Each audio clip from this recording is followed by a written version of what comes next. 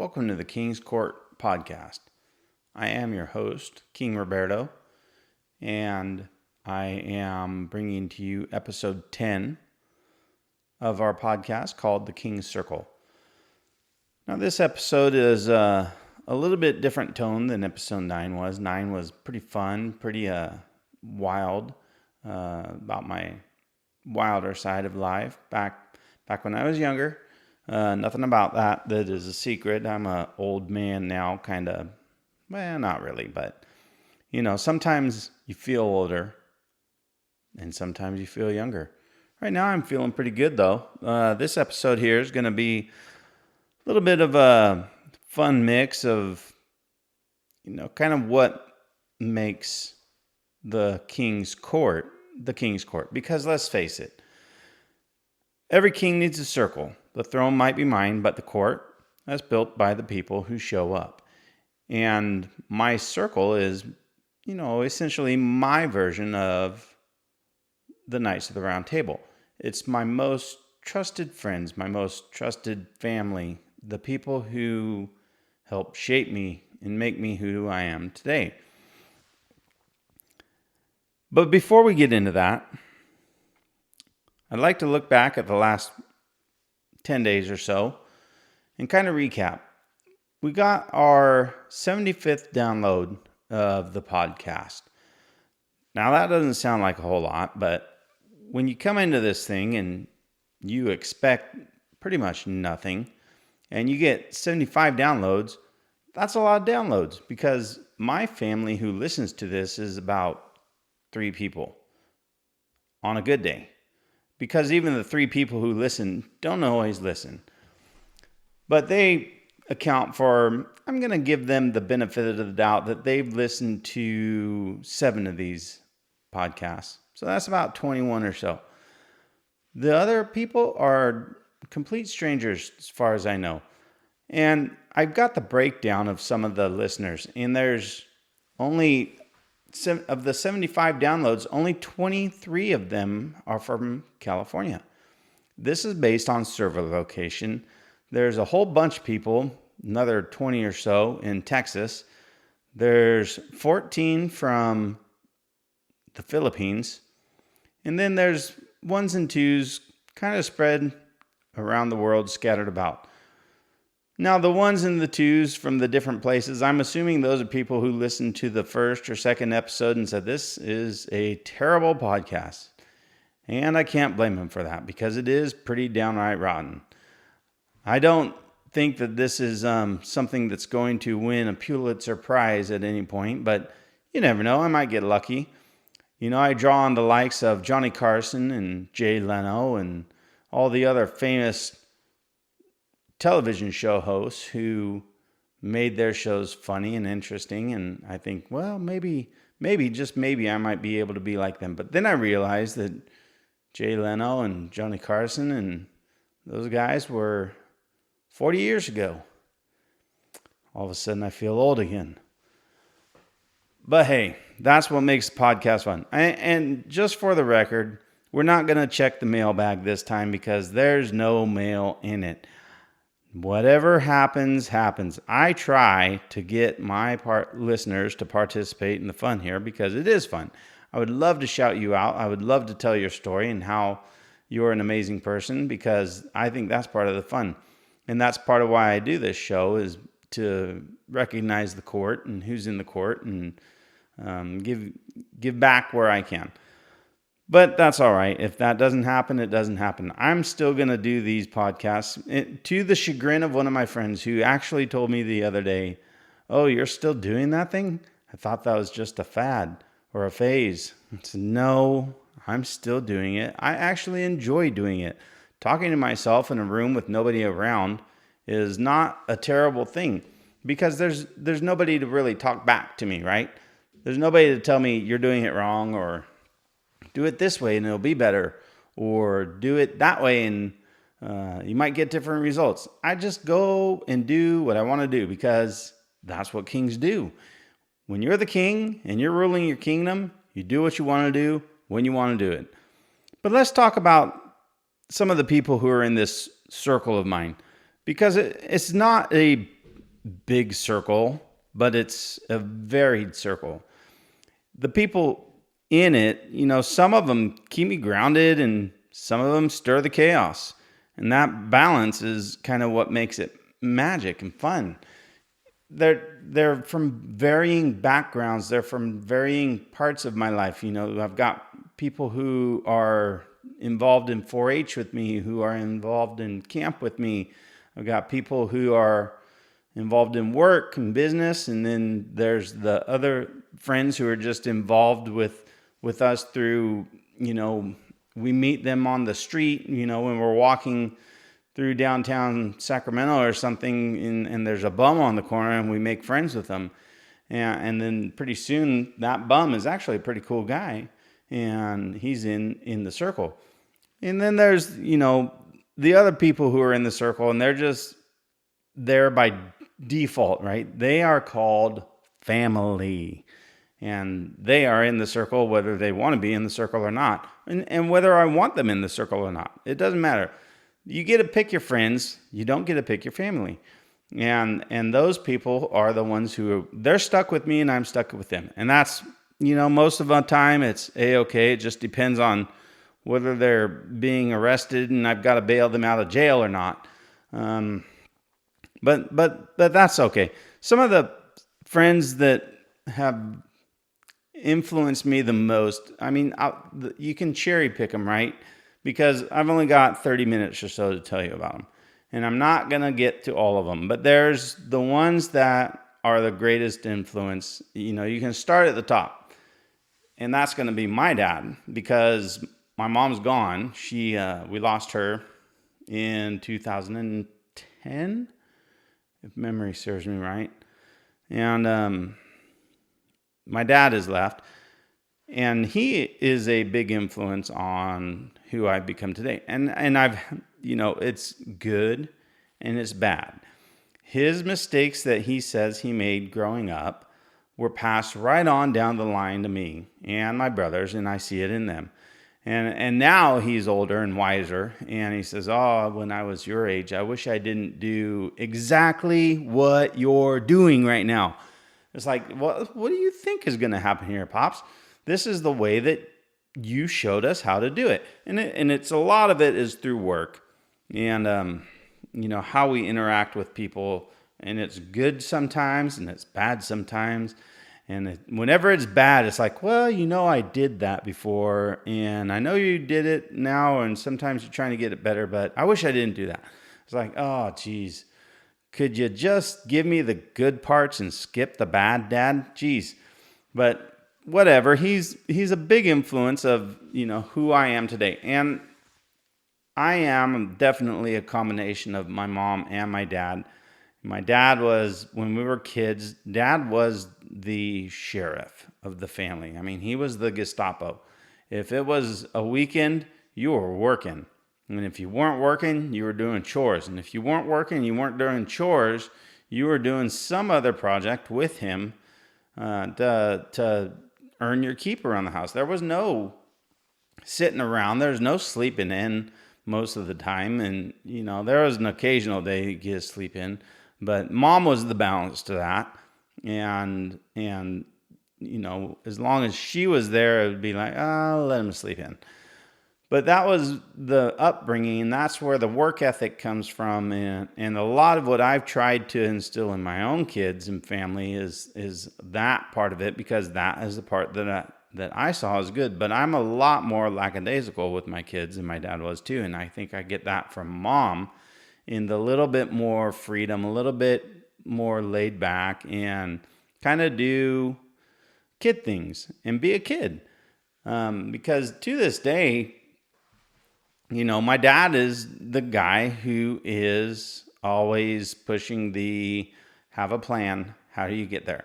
And I embrace that. Don't get me wrong. There is nothing wrong with that. I'm a believer. I embrace it. I tell my kids that thing too. And just today I was talking to my daughter, and God bless her, she's trying to make a plan. But in today's world, a plan can't be 5 or 10 years long.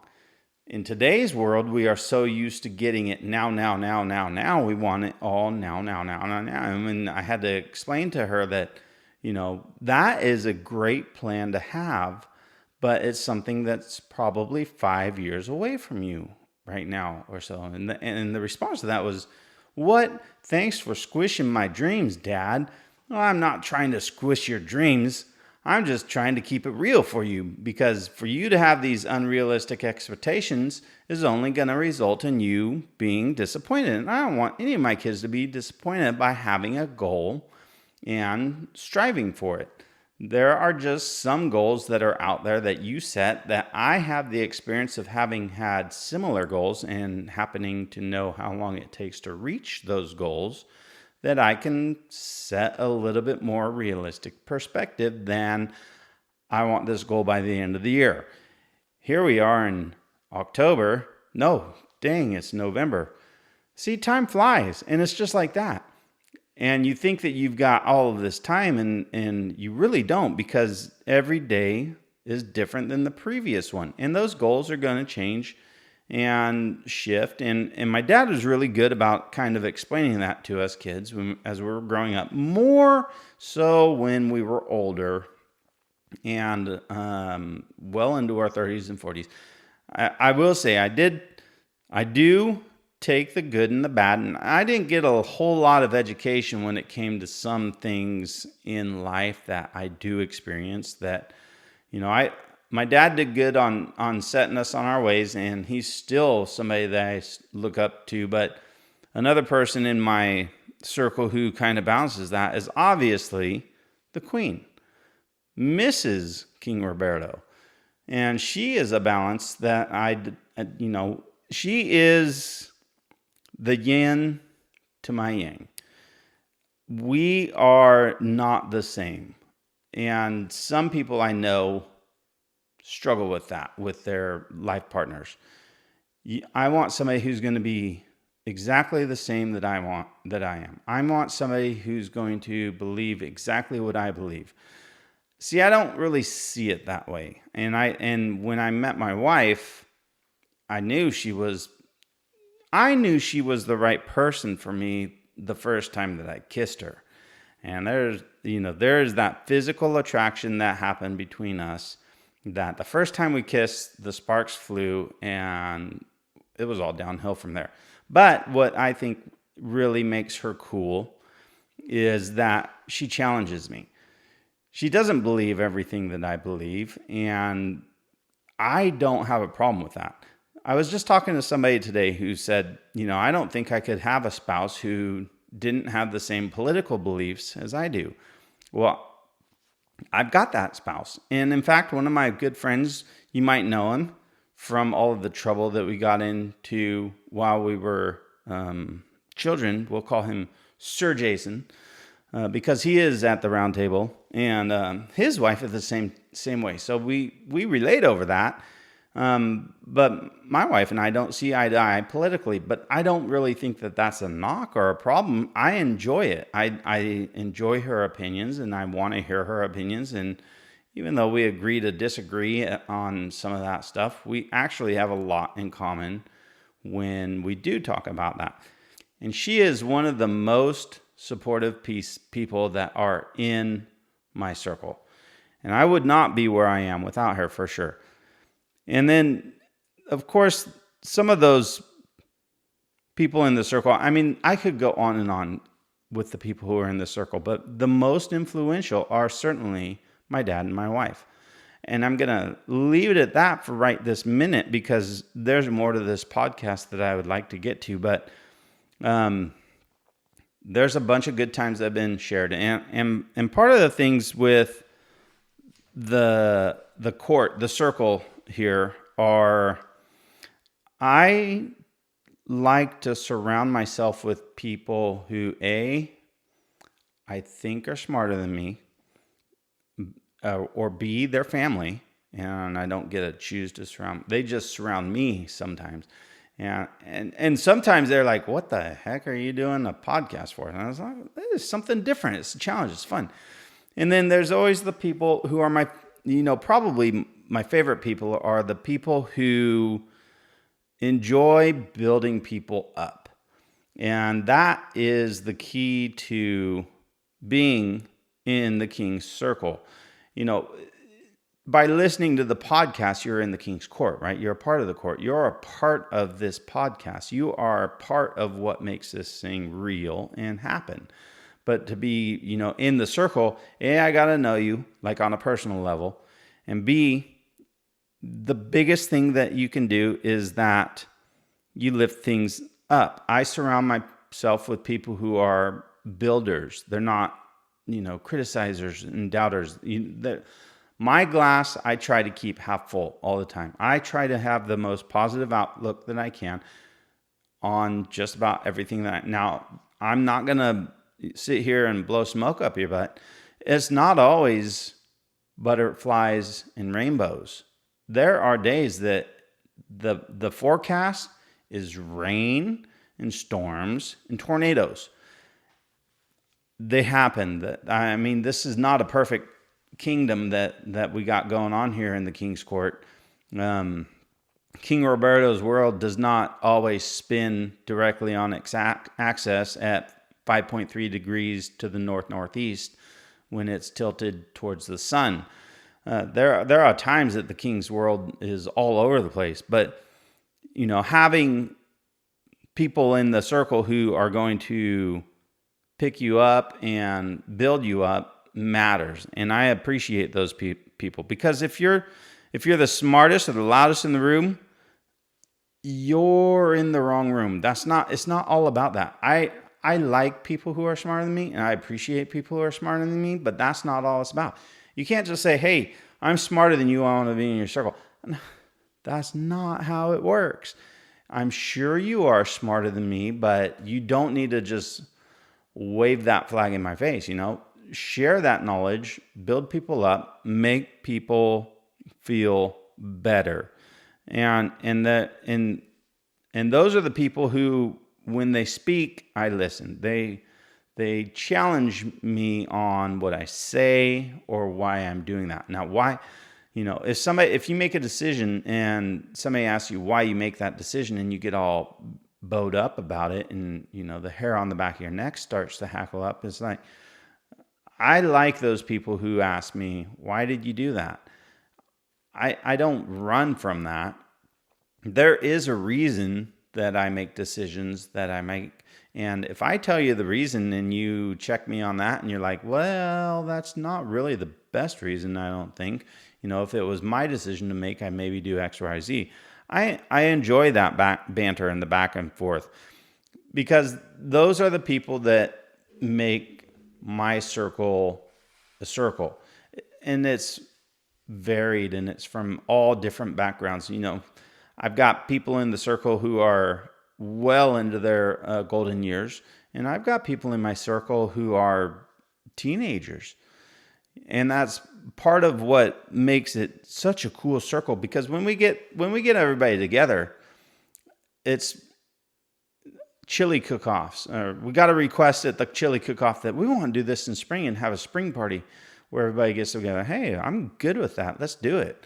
We've got friends who we go camping with, and there's friends who we do other stuff with, but it's so much fun when we can get them all together, because you're blending all of these people who are basically in the Queen and Mai's world, and from all different parts of it. You got people over here, people over there, people over here, people over there that are doing different things with us and interacting with us different ways.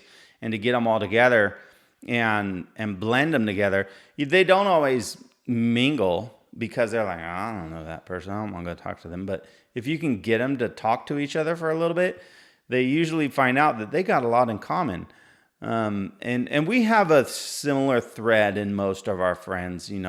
We tend to have several friends who, just by coincidence, I guess, are in law enforcement. We have several friends who are firefighters.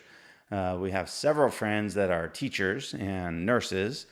I don't know if we've actually got a doctor yet. I take that back. My daughter might have. No, I don't think she's got a doctorate yet, but she probably could if she wanted to. But And anyways, that's just part of the fun of getting everybody together when they do, is they pull from all these different backgrounds. And how do you know King Roberto and his wife? Oh, you do what?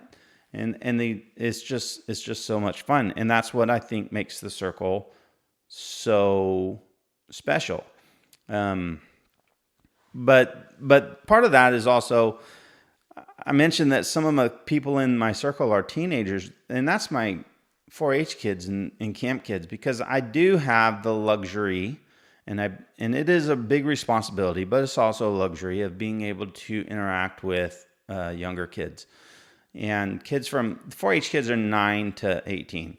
And my focus right now is the teenage kids, the high school kids. I was a project leader for a lot of years, and I had a lot of 9-year-olds go through the project all the way up, and they would stick in the project. I was a pig leader at a swine project, and they would stick in that project through their high school years. They would also go cross over to FFA, but they'd stay in the swine project as well. And our community club was the same way, but I have the privilege of being able to be involved in their lives and share some of my lessons with them. And my own kids are the biggest recipients of that. And I don't know if they tell you that they're a recipient of anything, but, I got the opportunity to influence them and share my knowledge with them.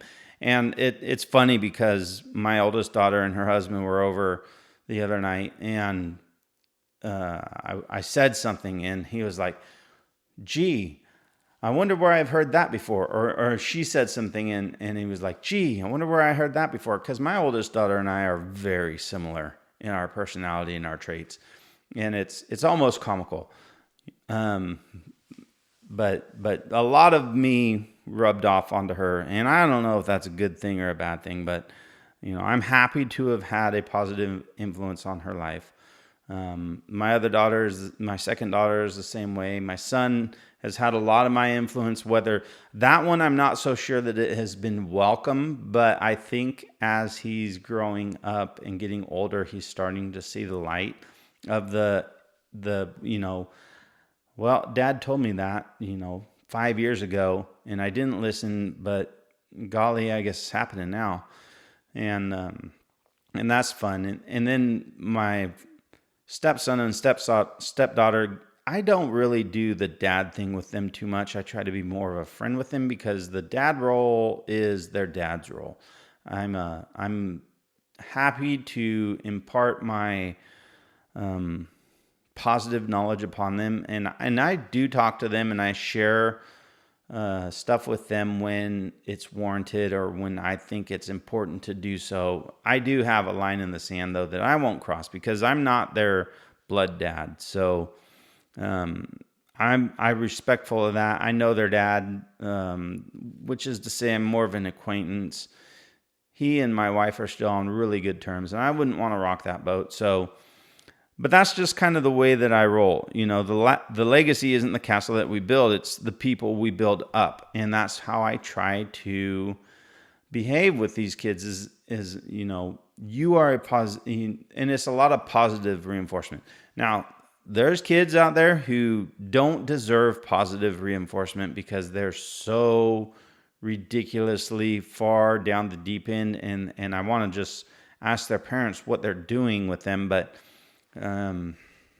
there's some that are just, no matter how much positive reinforcement you give them, they still they mouth off, and they are the ones who will push you to the brink, and you're like, look, you little turd, you really need to behave and stop doing this stuff. And sometimes, I am not a perfect role model by any means, but I've lost my cool with more than one teenage kid, and it'll happen again, because like I said, I am not perfect at this. I try my best, though, and I try to do the best foot forward that I can. So, but let's do a royal decree here. And this one is, you could probably have predicted it, but in the king's court, your crown shines brighter when those around you wear theirs proudly. And that's if you think about that in the King's Court, which is where you are right now listening to this podcast, you're in the King's Court. Your crown, not mine, yours, shines brighter when those around you wear theirs proudly. So breaking that down a little bit is, your shine grows when you share the light. And that's a belief that I have. Maybe your shine doesn't grow when you share light. Maybe you're one of those people who's like, no, the shine grows when I say it can grow. Or the light shines because I am me. And that's not me. If it's you, then you do you. But I believe in lifting others up, and I believe in others lifting others up as well. It's all about, it's so easy to tear people down. Why? Why do we do that? Let's not tear people down. Let's build people up. Let's make them stronger. Let's make them prouder, because that's what happened to me. How do you think I got to be the king? It wasn't my people who can't tear me down. They tried. Oh, they tried. But a lot of people lifted me up. And now look at me now. I got my own podcast. What is not to love about this? This doesn't happen to anybody.